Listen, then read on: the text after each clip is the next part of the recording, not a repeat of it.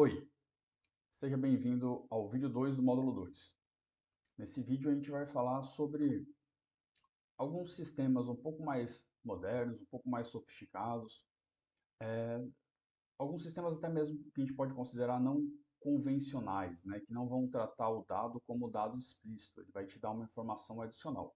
Vamos para o vídeo? Vamos lá. Primeiro tema, Business Intelligence, BI.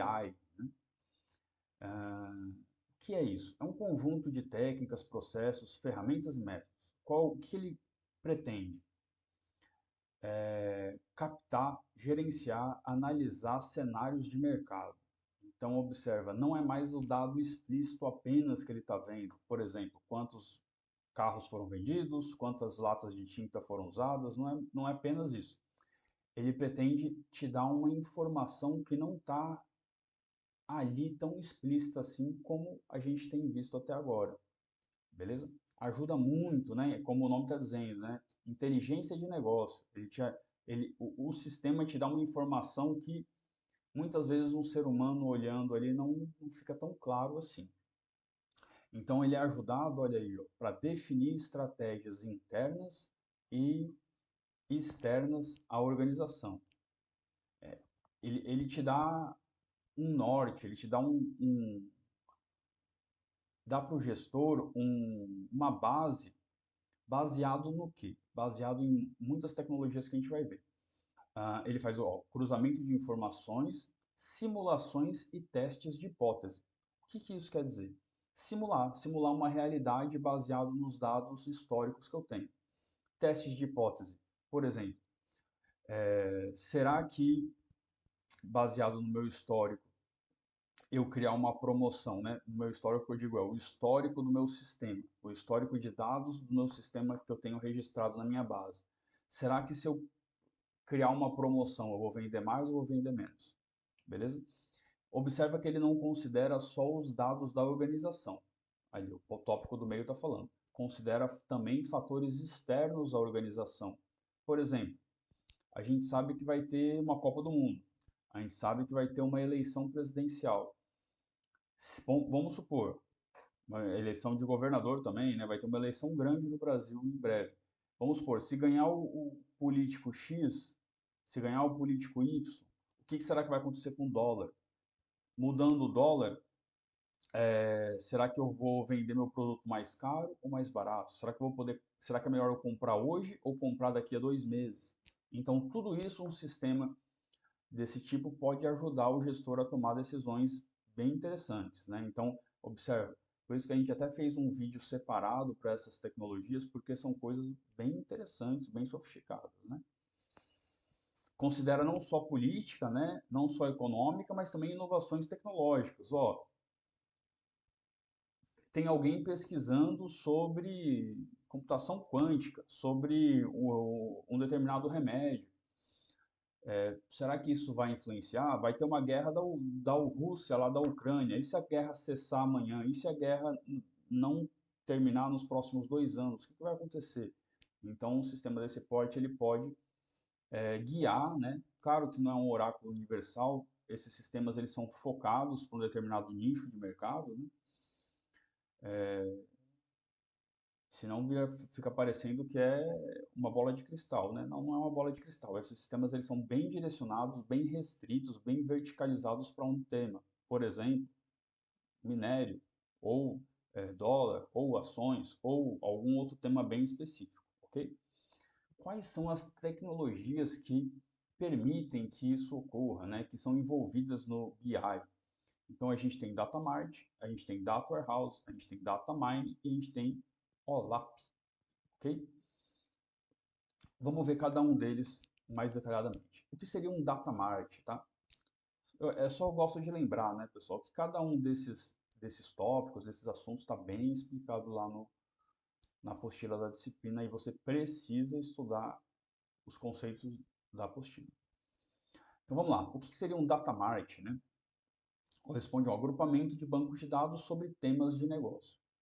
Beleza?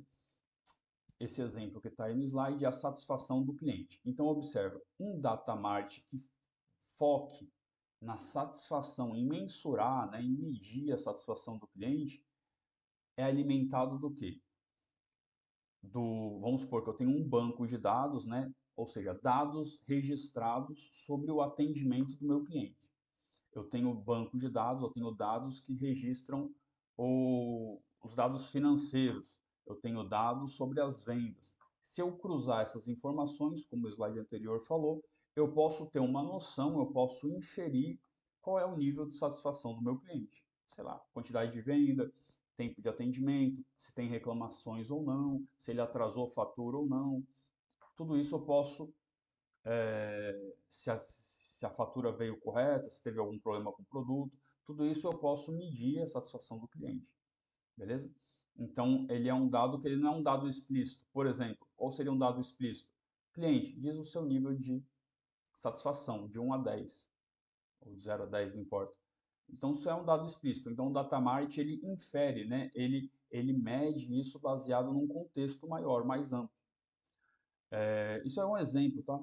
Não quer dizer que eu precise só desses três dados de origem, eu posso ter mais bancos, né? Ou menos, inclusive, né? Quanto mais eu tiver, mais precisa vai ser a minha medição. O outro datamart ele é de logística, para eu medir a qualidade da minha logística.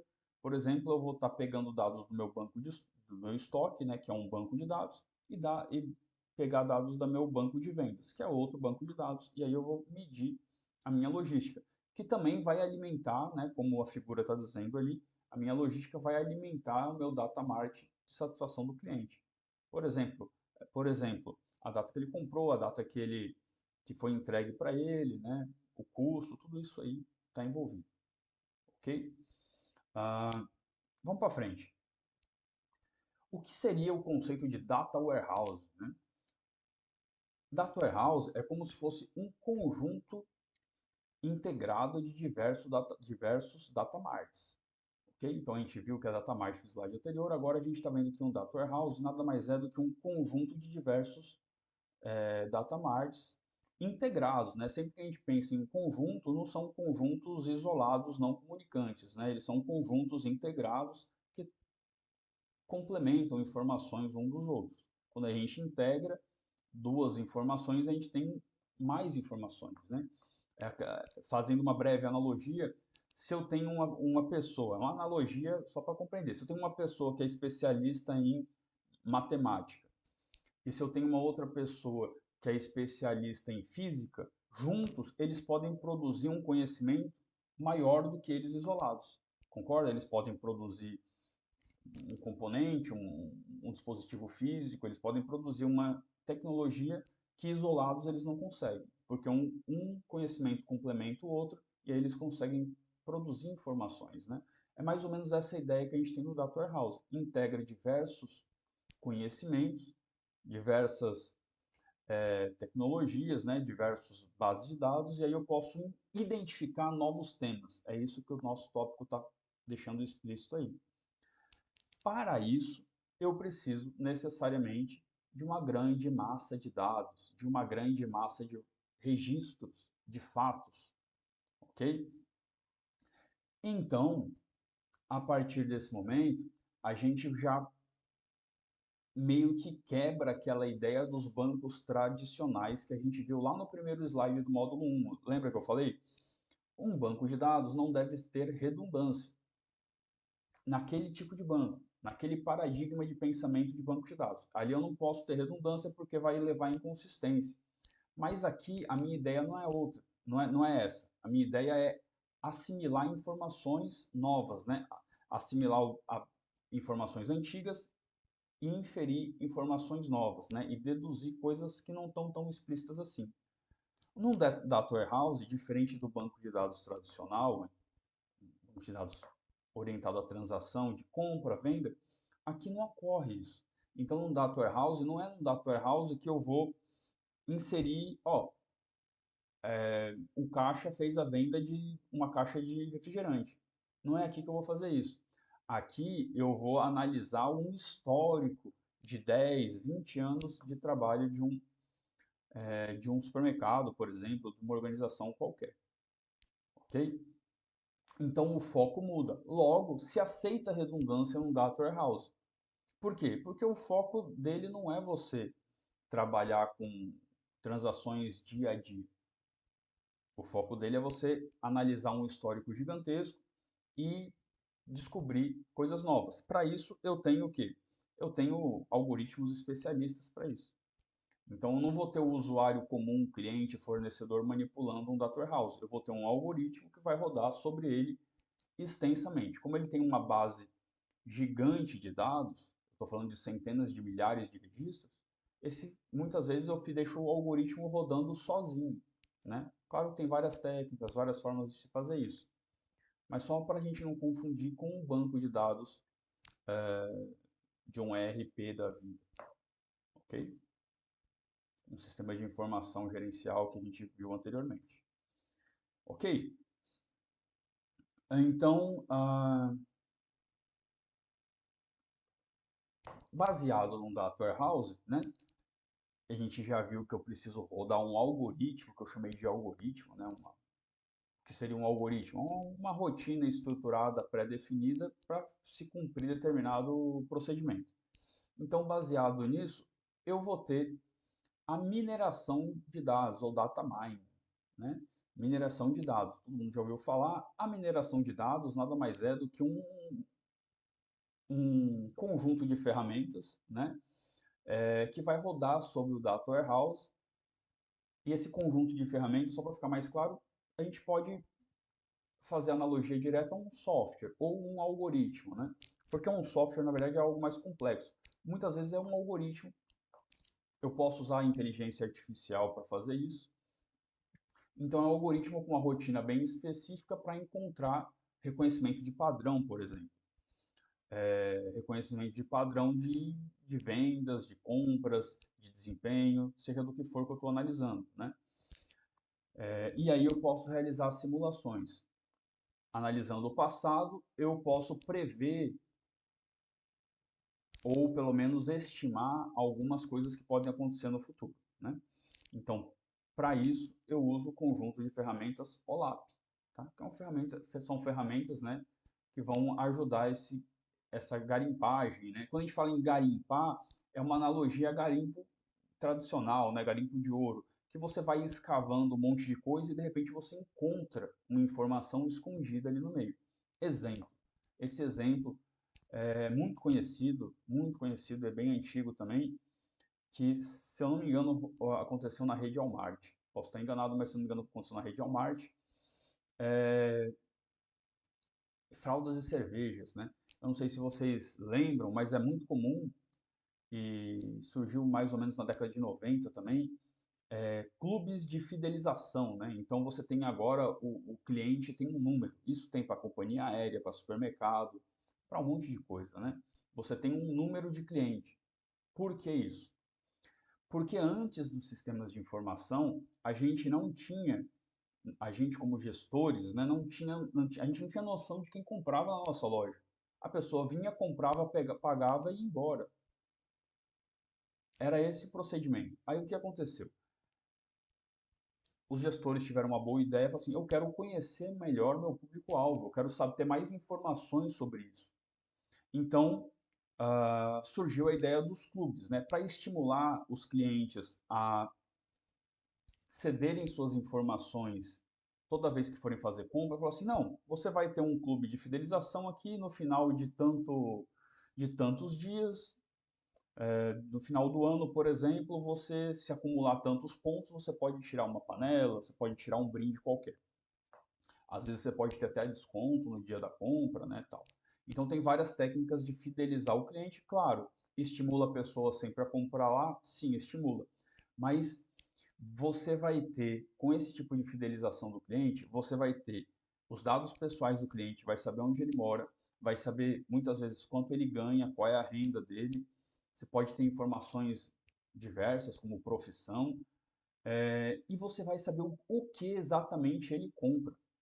Quais são os produtos que ele compra, quais dias da semana que ele compra, qual horário ele compra.